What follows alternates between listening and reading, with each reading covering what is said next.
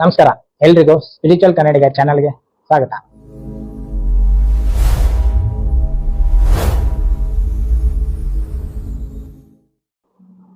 So ಗೆಳೆಯರೆ, ನಮ್ಮ ಜೀವನದಲ್ಲಿ ಒಂದಲ್ಲ ಒಂದು ಹಂತದಲ್ಲಿ ನಮಗೆ ಅನಿಸಿರುತ್ತೆ ಏನಪ್ಪಾ ಅಂದ್ರೆ ಈ ಜೀವನ ಅಂದ್ರೆ ನನಗೆ ಸಾಕಾಗೋಗಿದೆಯಪ್ಪ ಅಂತ. ನಿಮಗೂ ಹಂಗ ಅನಿಸ್ತಾ ಇದೆಯಾ? ಹಾಗಾದ್ರೆ ಈ ವಿಡಿಯೋ ನಿಮಗಾಗಿ. ಸೊ ಮೊದಲನೇದಾಗಿ ಹೇಳ್ಬೇಕು ಅಂದ್ರೆ, ಬೆಳಿಗ್ಗೆ ಎದ್ದಾಗಿನಿಂದನೂ ರಾತ್ರಿ ಮಲಗೋವರೆಗೂ ಅದೇ ಜೀವನದ ಜಂಜಾಟ, ಅದೇ ನಿರಾಶೆ, ಅದೇ ಒತ್ತಡ. ಇವುಗಳಿಂದ ಏನಾಗಿರುತ್ತೆ ನಮ್ಮ ಜೀವನದಲ್ಲಿ, ನಮ್ಮ ಜೀವನ ಇದು ಸಾಕಪ್ಪ, ನಮ್ಮ ಜೀವನ ಬೇಡಾಗಿದೆ ಅಂತ ನಮ್ಗೆ ಅನಿಸ್ತಾ ಇರುತ್ತೆ. ಆದರೆ ಇದರ ಮೂಲ ಕಾರಣ ಏನಪ್ಪಾ ಅಂದ್ರೆ, ಮೊದಲನೇದು ಜೀವನವನ್ನ ಲೈಟ್ ಆಗಿ ಅಥವಾ ಸರಾಗವಾಗಿ ನಾವು ಜೀವಿಸಕ್ಕೆ ನಮಗೆ ಬರದೇ ಇರೋದು. ಜೀವನವನ್ನ ಲೈಟ್ ಆಗಿ ತಗೊಳಕ್ಕೆ ಯಾಕೆ ಬರ್ತಾ ಇಲ್ಲ? ಮೊದಲು ನಾವು ಲೈಟ್ ಆಗಿ ಫೀಲ್ ಮಾಡ್ತಾ ಇಲ್ಲ. ನಾವು ಲೈಟ್ ಆಗಿ ಯಾಕೆ ಫೀಲ್ ಮಾಡ್ತಾ ಇಲ್ಲ? ನಮ್ಮ ಬಾಡಿ ಮತ್ತೆ ಮೈಂಡ್ ಕರೆಕ್ಟ್ ಆಗಿ ಕೊಲ್ಯಾಬ್ರೇಟಿವ್ ಆಗಿ ವರ್ಕ್ ಮಾಡ್ತಾ ಇಲ್ಲ. ಮೈಂಡ್ ಮತ್ತೆ ಬಾಡಿ ಕೊಲ್ಯಾಬ್ರೇಟಿವ್ ಆಗಿ ಯಾಕೆ ವರ್ಕ್ ಮಾಡ್ತಾ ಇಲ್ಲ? ಒಂದು, ನಾವು ಜಾಸ್ತಿ ಕರೆಕ್ಟ್ ಆಗಿ ಹೆಲ್ತ್ ಬಗ್ಗೆ ಗಮನ ಕೊಡ್ತಾ ಇಲ್ಲ, ಅಥವಾ ಕೆಲವೊಂದು ಬಾಡಿ ರೂಪದಲ್ಲಿ ಏನ್ ಆಕ್ಷನ್ ಬರಬೇಕು ಅದಕ್ಕೆ ಮೈಂಡ್ ನಮ್ದು ಸಪೋರ್ಟ್ ಮಾಡ್ತಾ ಇಲ್ಲ ಅಂತ. ಮೈಂಡ್ ಏನಕ್ಕೆ ಸಪೋರ್ಟ್ ಮಾಡ್ತಾ ಇಲ್ಲ? ಮೈಂಡ್ ಜಾಸ್ತಿ ಪಾಸ್ಟ್ ಬಗ್ಗೆ ಆಗಿರ್ಬೋದು ಅಥವಾ ಫ್ಯೂಚರ್ ಬಗ್ಗೆ ಆಗಿ ಯೋಚನೆ ಮಾಡ್ತಾ ಇರುತ್ತೆ.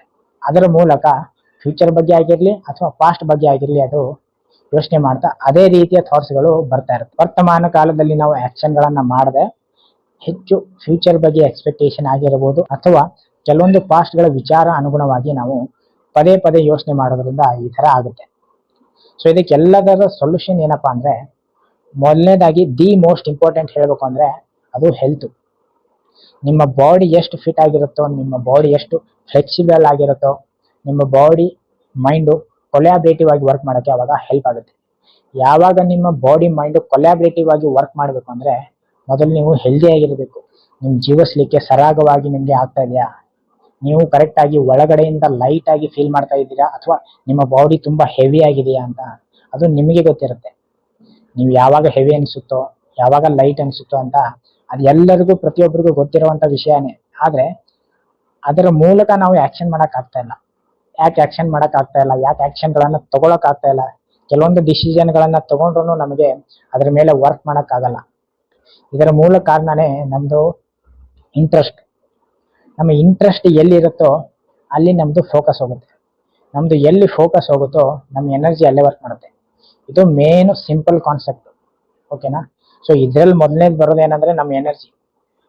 ನಮ್ಮ ಎನರ್ಜಿ ಎಲ್ಲಿರುತ್ತೆ? ನಮ್ಮ ಫೋಕಸ್ ಎಲ್ಲಿ ಹೋಗುತ್ತೋ ಅಲ್ಲೇ ಎನರ್ಜಿ ಇರುತ್ತೆ.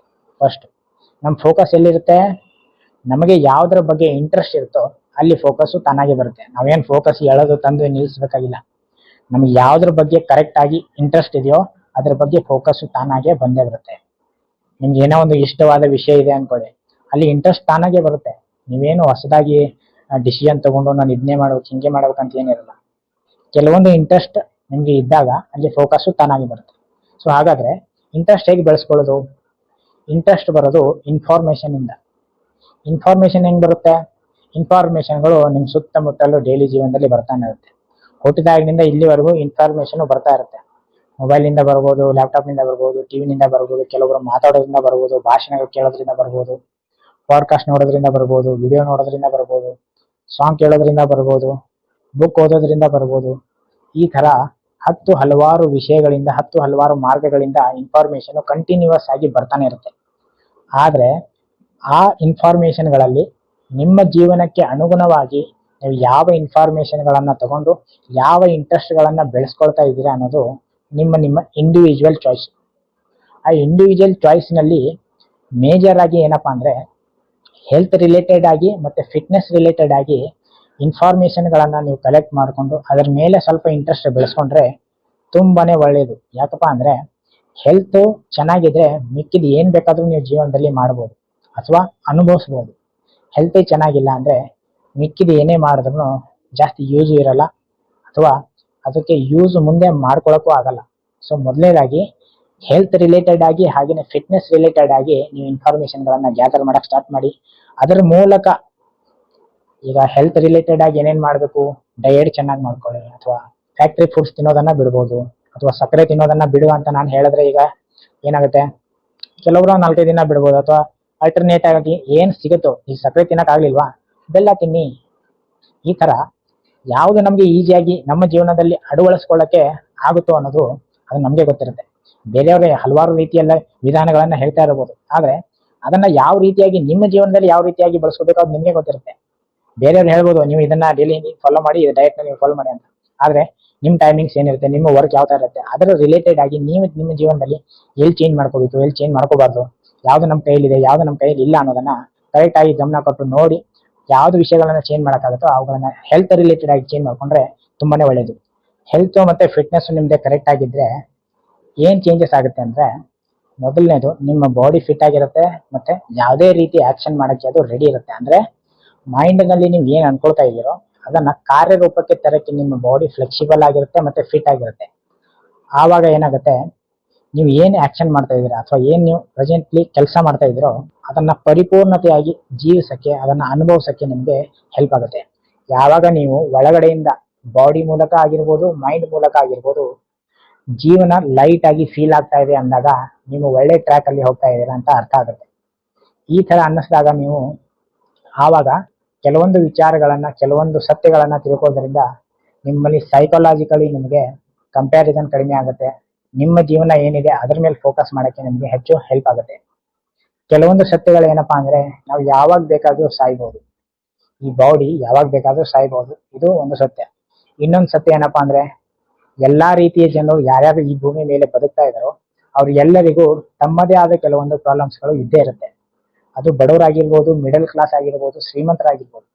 ಶ್ರೀಮಂತರಾಗಿ ಎಲ್ಲಾ ದುಡ್ಡು ಗಳಿಸಿದ ಮೇಲೆ, ಎಲ್ಲಾ ಕಂಫರ್ಟ್ ಅನುಭವಿಸಿದ ಮೇಲೂ ಒಳಗಡೆ ಏನೋ ಕಳ್ಕೊಂಡಂಗೆ ಅವ್ರಿಗೆ ಅನ್ನಿಸ್ತಾ ಇರುತ್ತೆ, ಅಥವಾ ಏನೋ ಏಕಾಂಗಿತನ ಅವ್ರಿಗೆ ಕಾಣ್ತಾ ಇರುತ್ತೆ, ಇನ್ನು ಏನೋ ಪರಿಪೂರ್ಣತೆ ನಮ್ಗೆ ಸಿಗ್ತಾ ಇಲ್ವಲ್ಲ ಅಂತ ಅವ್ರಿಗೆ ಅನ್ನಿಸ್ತಾ ಇರುತ್ತೆ. ಇದು ಶ್ರೀಮಂತರಿಗೆ. ಮಿಡಲ್ ಕ್ಲಾಸ್ ಅವ್ರಿಗೆ ಏನೋ ಅವ್ರದೇ ಆದ ಕೆಲವೊಂದು ಫೈನಾನ್ಷಿಯಲ್ ಪ್ರಾಬ್ಲಮ್ಸ್ ಇರ್ಬೋದು, ಕೆಲವೊಂದು ರಿಲೇಶನ್ಶಿಪ್ ಪ್ರಾಬ್ಲಮ್ಸ್ ಇರ್ಬೋದು, ಇನ್ನು ಹಲವಾರು ಪ್ರಾಬ್ಲಮ್ಸ್ಗಳು ಇರುತ್ತೆ. ಬಡವರಿಗೆ ಅವ್ರದೇ ಆದ ಕೆಲವೊಂದು ಪ್ರಾಬ್ಲಮ್ಸ್ಗಳು ಇರುತ್ತೆ. ಇದು ಒಂದು ನಿಜವಾದ ಸತ್ಯ.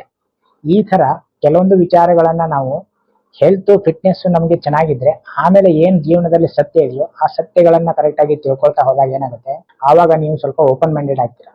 ಯಾವಾಗ ಓಪನ್ ಮೈಂಡೆಡ್ ಆಗಿ ಕೆಲವೊಂದು ವಿಚಾರಗಳನ್ನ, ಕೆಲವೊಂದು ಸತ್ಯಗಳನ್ನ ನೀವು ಅರಿಯೋದಕ್ಕೆ ಸ್ಟಾರ್ಟ್ ಮಾಡ್ತೀರಾ, ನಿಮ್ಮ ಜೀವನದ ಮುಖಾಂತರ, ನಿಮ್ಮ ಅನುಭವದ ಮುಖಾಂತರ, ನಿಮ್ಮ ನಾಲೆಜ್ ಮುಖಾಂತರ ನೀವು ಅನುಭವಿಸ್ತಿರೋ ಅಥವಾ ಅವುಗಳನ್ನ ಕರೆಕ್ಟ್ ಆಗಿ ಅರಿತುಕೊಳ್ತಿರೋ, ಆವಾಗ ಒಂದು ಕ್ಲಾರಿಟಿ ಬರುತ್ತೆ. ಆ ಕ್ಲಾರಿಟಿಯಿಂದ ನಿಮ್ಮ ಜೀವನ ಸರಾಗವಾಗಿ, ಸುಗಮವಾಗಿ, ಲೈಟ್ ಆಗಿ ನಿಮ್ಮ ಜೀವನ ನಡೀತಾ ಇರುತ್ತೆ. ಸೊ ಅದಕ್ಕೆ ನಿಮ್ಗೆ ಯಾರಿಗೆಲ್ಲ ನಮ್ಮ ಜೀವನ ಸಾಕಾಗಿದೆಯಪ್ಪ ಅಂತ ಅನ್ನಿಸ್ತಾ ಇರುತ್ತೋ ಮೊದಲು ಹೋಗಿ ನಿಮ್ಮ ಹೆಲ್ತ್ ಮೇಲೆ ಗಮನ ಕೊಡಿ, ನಿಮ್ಮ ಫಿಟ್ನೆಸ್ ಮೇಲೆ ಗಮನ ಕೊಡಿ.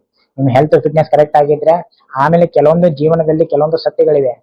ಅಂದ್ರೆ ಬಾಡಿ ಲೆವೆಲ್ ನಲ್ಲಿ ಆಗಿರ್ಬೋದು, ಕೆಲವೊಂದು ಸತ್ಯ ಇದೆ, ಮೈಂಡ್ ಲೆವೆಲ್ ನಲ್ಲಿ ಇರ್ಬೋದು, ನಿಮ್ಮ ನಿಜ ಸ್ವರೂಪ ಏನಂತೀವಿ, ಆತ್ಮ ಅಂತೀವಿ, ಪರಮಾತ್ಮ ಅಂತೀವಿ, ಆ ಲೆವೆಲ್ ನಲ್ಲಿ ಕೆಲವೊಂದು ಸತ್ಯಗಳಿವೆ. ಇವುಗಳನ್ನೆಲ್ಲ ನೀವು ಕರೆಕ್ಟ್ ಆಗಿ ತಿಳ್ಕೊಳ್ತಾ ಹೋದಾಗ ಏನಾಗುತ್ತೆ, ನಿಮ್ಮ ಜೀವನ ಸರಾಗವಾಗಿ, ಸುಂದರವಾಗಿ, ಆರಾಮಾಗಿರುತ್ತೆ, ಟೆನ್ಷನ್ ಫ್ರೀ ಆಗಿರುತ್ತೆ, ಗಿಲ್ಟ್ ಫ್ರೀ ಆಗಿರುತ್ತೆ. ಸೊ ಈ ವಿಡಿಯೋ ನೀವು ಕಂಪ್ಲೀಟ್ ನೋಡಿ ಅರ್ಥ ಮಾಡ್ಕೊಂಡಿದ್ದೀರಾ ಅನ್ಕೊಳ್ತಾ, ಜೀವನವನ್ನ ಸರಾಗವಾಗಿ, ಲೈಟ್ ಆಗಿ ತಗೊಂಡು, ಗಿಲ್ಟ್ ಫ್ರೀ ಆಗಿ, ಯಾವುದೇ ವಿಚಾರವನ್ನು ತಲೆಯಲ್ಲಿ ಇಟ್ಕೊಳ್ಳದೆ ಆರಾಮವಾಗಿ, ಸುಂದರವಾಗಿ ಬದುಕೋದನ್ನ ನಾವೆಲ್ಲರೂ ಕಲಿಯೋಣ ಅಂತ ಹೇಳಿ ನೆಕ್ಸ್ಟ್ ವಿಡಿಯೋದಲ್ಲಿ ನೆಕ್ಸ್ಟ್ ಟಾಪಿಕ್ ಜೊತೆಗೆ ಸಿಗೋಣ. ಅಲ್ಲಿವರೆಗೂ ನಮಸ್ಕಾರ.